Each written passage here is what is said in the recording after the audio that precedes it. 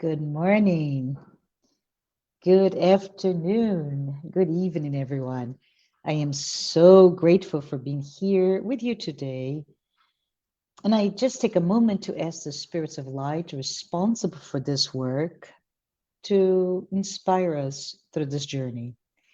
We return today to our 15th chapter of the Wake Up and Be Happy book from the psychological series by spiritual author Joanna de Angelis, which is our first book that we started to discuss as part of the book club series for Solitude Center for Spiritual Living. I find that chapter after chapter, I am met with powerful and impactful message and invite all of you to read the book and let me know if you agree with my interpretation of the message it contains. Shall we start? Well, what we're going to do today, what we're going to cover today, chapter 15 of this book is all about different notions and definition of what success is, right? And it puts to us as those definition regarding us, spiritual, immortal souls, us living in a material life. So it's very interesting, as usual, which am very attracted to this idea of point counterpoint, right? Joanna de Angelis brings us this chapter the idea of point one, live in a material world, point two, definition of success, and point three, success and happiness. Let's go ahead and get started. Um, as you can see here, right, happy, successful, highly applauded people make a strong impression. Indeed, they do. And the idea presented here is that we have actually, deeply ingrained in ourselves, in us, this illusion that it's quite tangible, right? It's the sense of this is the reality of it all because we can taste it, we can touch it, and this material existence actually contains all answers to all of our fears, all of our anxieties. So, this is basically letting us know that we spend pretty much, I would say, about half of our lives. And I say that because, of course, if you think in terms of the proverbial midlife crisis, that's when half point of our lives we start to check, is this really? But anyways, beginning to an estimate half of our lives, we spend our lives become quite smart, right? We become aware, we start to understand, to comprehend, and become quite good to the awareness and understanding of what we need to do to meet the demands of our external world that we're inserted in. It is good for us to remember that what I call those demands, those perceived demands, are reflective. Um, they are a byproduct of our education, our upbringing, right? Our what I call subculture, the family that we inserted on, and those are all the contextual references that are based on the cultural paradigm that we are inserted on. So those who are really, really, really good at this, at understanding and being successful, they actually create quite strong personas. Hence, this idea that, as I put in this uh, uh, PowerPoint here, happy, successful, and highly applauded people make that strong impression. That's what we know. That's what we spend all this time becoming quite good at it. And we're like, whoa. So, point, counterpoint. Well, the reality is that those same successful people, right? Are they really successful? So, can we think of some? And I can. So I'm going to put the people that came to my mind when I start talking about it. Leader of a nation. It could be a politician. Could be the king or the queen, the princess. Queen Elizabeth came to my mind. Oscar-winning actor, for example, because of the recent activities surrounding this actor, including some interviews that are out there, a good one, a good candidate for us to think of that point counterpoint is Will Smith, right? Or let's say success in this material world becoming a product of millions of followers. Oh, Kim Kardashian or the entire Kardashian family for that matter, or inventors, again, very, very popular in the news media, Elon Musk, Steve Jobs, and his entire life journey, Bill Gates, Olympic medal winner Michael Phelps, which I say again, another one whose biography discuss his own struggle with becoming an Olympian, but lately about the entire notion of that sports becoming fraught with individuals dealing with mental health issues, right? And wealth. Who else? Jeff Bezos, Bill Gates. Did they guarantee it? Not that this is really success measured by marriage, but did they guarantee a happy family life? No. So quick, just a burst of thinking, right? Of what is success? Success in the material world. Who are those people that you consider the epitome of success? And immediately we start to see, yeah, they're very successful, but are they, right? Did their attainment of material success really guarantee their well-being? And by well-being, I'm talking about from a physical perspective, from an emotional perspective, psychological perspective, or in the spiritual perspective as well.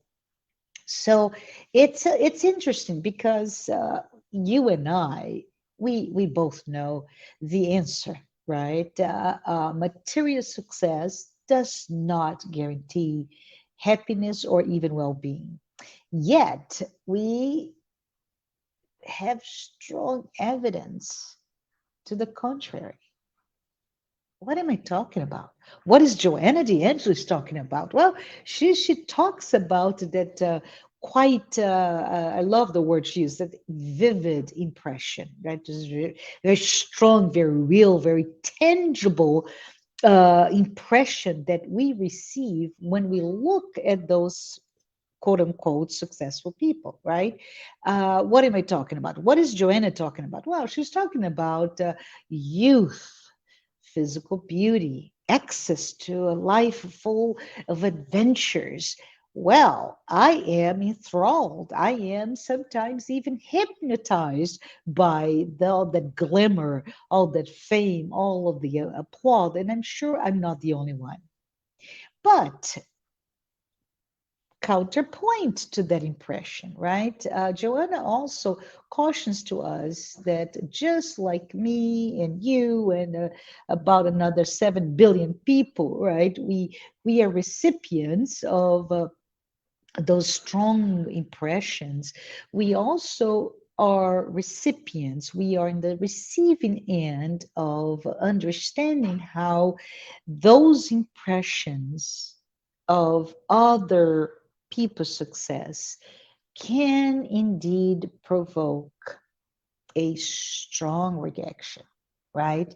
And what she's talking about is this positions of prominence, position of power from a social, political, financial environments or platforms, right? Their material success comes to us, evokes a response that can sometimes lead to resentment for some other people, and this is famously known by people, children, right? The second generation of extremely highly successful first generation, that you come to terms like, I give up. I would never be like my mother or father or whatever, the legend in the living room, if you will.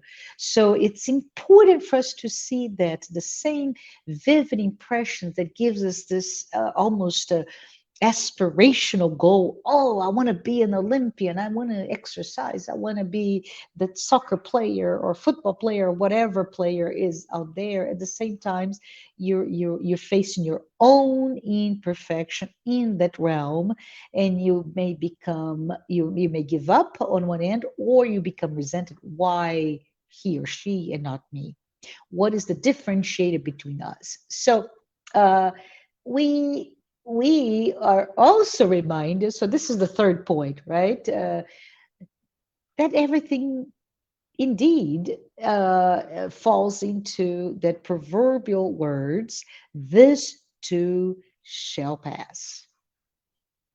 What are we talking about? Whoa, I vivid memories of one of the most amazing contemporary comedian, right? Who gave us so much laughter, and or gave us, a sense of wow, and their laughter turned into tears. I'm talking about perhaps Robin Williams, but I'm also thinking in terms that adventure, Anthony Bourdain, and knowing that he committed suicide, or even a princess, right? Princess Diana, the most beautiful, iconic person in my lifetime, and how unhappy she was, how many tears she shed in her private world, right? But also, if you're talking about the royalty, how fame and privilege may pass into scorn. Think about, I don't know, Prince Harry, Meghan Markle, and how the entire royalty, British royalty, is scorning them in the media itself, right?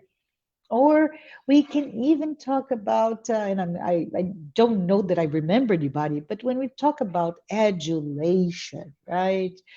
We adore certain people, and that adulation is replaced by indifference, right? And we can think about any obsolete, irrelevant public figure, or even the admiration for beauty and youth. And that's a good one, right? It's an easy one because it impacts all of us as well, but especially I can think of many interviews or reference to aging actors and actresses especially. How do they deal with their asset, which is that beauty, that youth, right? So as we are reminded that everything changes in this material world, what is this to remind us, right? This discussion is a reminder that what does not change then is our spirit. It is you, it is me, right?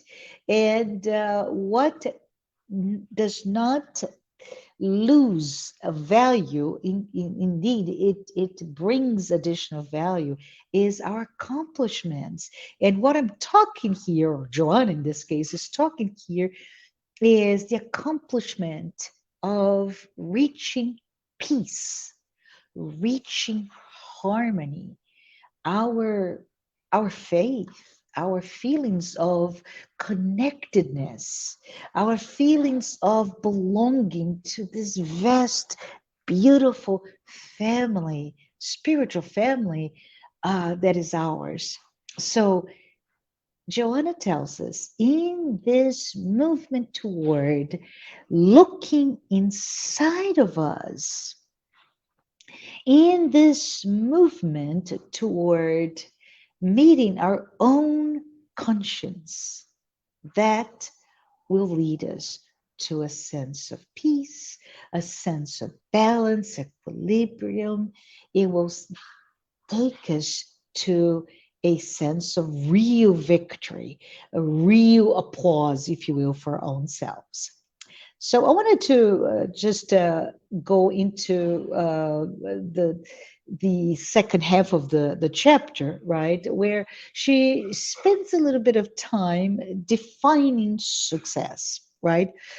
So and I brought it here because what we're talking about just a second ago, which is that meeting our conscience, right? Meeting ourselves, being curious about all that is inside of us.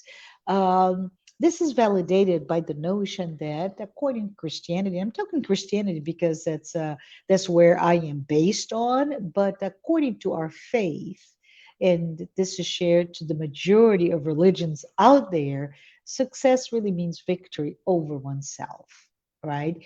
And put here also the what is written to us in the book in this chapter, not only victory over ourselves, but our own primitive passions. Yes, what are our primitive passions? You may ask me, right? What is it, Marcia? Well, we're reminded of this concept, and it has been discussed before in this book, and it's quite frankly peppered throughout the entire spiritist body of work and throughout Joanna de Angelis series, psychological series, but it's the notion that is embedded in the law of progress, right? We are primitive and spirits, and we're going in this trajectory. And I always talk about it with my head, so my apologies if you've seen this before. But it's this notion that it's not a direct line. We know that it's a line that is again filled with challenges and struggles as we grow and overcome what we were in this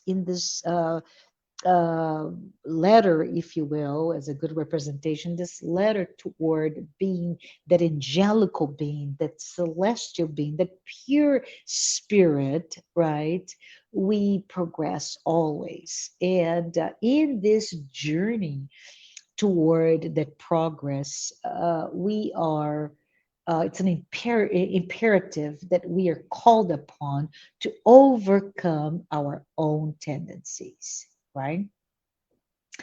Well, our tendencies is just a reflection of what's behind us, what is our past, what is the less evolved self. If the law of progress says we can never go back, we can only go forward, that means, my friends, that you and I are the best that we can be today, right? Today, we are the best that we've ever been. So when we look back in our past, well, we were not as good as today. So, from that sense, we struggle. It's a constant struggle. And it's this battle, this fight against what we were, what we bring, what is easy because we already went through, we already navigated, right, that journey. And, but in this fight, we find ourselves, we find the conscience that Joanna was talking about, and we are successful. The duality that Joanna de Angelis brings to us is indeed a matter of definition of success based on two very, very different lenses, right? The first lens, which is quite frankly very ephemeral, temporary, illusory, yet very tangible definition of success, which is winning perhaps in business, in our professional lives. Oh, receiving the applause and the honors that comes through that success, right? Those evidence that, yes, look at that, be it a little statue or a huge lump of sum of money, or a diploma, multiple diplomas, whatever that may be. It's we are reminded of those successes, right? Or the other lens, which is a that internal success, which is actually long term, and it is our own. And I'm so sad to tell you, quite silent. No one, even ourselves, take the time or pay attention to it. So this chapter, chapter 15, it's is an invitation to all of us to take this important step to prioritize our spiritual success. It is an invitation to take stock, to pay attention to our emotional and behavioral changes. It's our own applause and fame, right? And the medals of honor. It's when we look at ourselves and say, yes, I am better today. Look at that. I was able to overcome X or Y. So those behavior changes that may lead us to be, oh, a kinder person, a more patient person, a more tolerant, humble, or empathetic person. This chapter really brings right in front of you the the fact that that acclamation, the fame, will actually draw attention of many people. In fact, as I mentioned to you before, and I'm thinking right now of the some influencers with millions of followers, right? uh, there's a lot of attention. There's a purposeful drawing attention. The spotlight is there, right? But guess what? I'm not sure you're ready to think about it, but Joanna brings to us. At the same time that they draw attention, they insistently, purposefully, intentionally do have all the mechanisms to bring attention to their own success. They elicit envy, they inspire greed, they even create controversy, right? Or stimulating, I don't know, competition among others. And so in that sense, Joanna de Angelis reminds us all, and reminds me very specifically of the society and the cultural values that I am part of, I'm inserted in, right? And it's simply put, I live in a society, right? I grew up and became an adult in this society that is highly individualistic, it's highly competitive, and it has at its core a base of capitalism and consumerism, right? So, point counterpoint, external success, loud. It's embedded with the need for status symbols, right? The spotlights, the fame, and also loneliness, also frustration, also even boredom. And I forgive me, I know we should be concluding this talk, but I love to read biographies and in some cases read biopic movies, right? And what comes to my mind here is some beautiful voice of Amy, right? And how she alludes to the fact that the epitome of her career when she attained a Grammy and she's singing with her idol, Tony Bennett. All she could feel was boredom. How about that? Right? So, external success, what is the internal success? What are the counterpoints? They are meaningful, but they're quiet, they're silent, oftentimes even unobserved by ourselves. And as part of it, we are met with peace and inner growth. So, what do we want to do when we grow up? So, anyways, we draw to a conclusion in our 5 minute, several minutes together, is the notion of success and happiness, right? We learn on one hand that a successful person in this conventional sense is not necessarily a happy person. Yet, yes, yet we feverishly pursue that type of success and hype, right, on earth, regardless of a life consumed, a life that leads us to burnout, leads us to an existence where we feel drained, anxious, right? Regardless of having to suffer attacks, insults, aggravations, despite the fact that in attaining success, we have to fight with everyone. We have to go through, oh yes, intrigues and also self having to self-aggrandizing you, right? Or in the middle of a scandal. All of it is those are the part of the things that we indeed pursue. That's what is put in front of us. You've got to do this despite feeling not well, right? And Joanna brings a different cast of characters, not the Queen of England or the Oscar winning or the Olympian. She brings us some historical figures like Julius Caesar.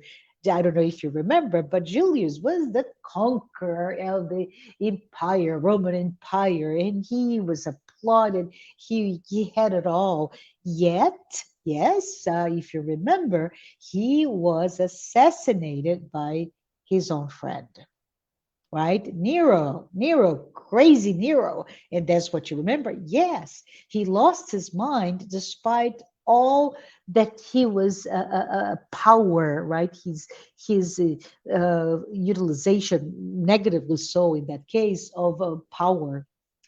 Hitler, talk about imperialistic view for his own country, in that case Germany, by fighting and then grabbing territories in the entire continent of Europe, right, and dying of suicide.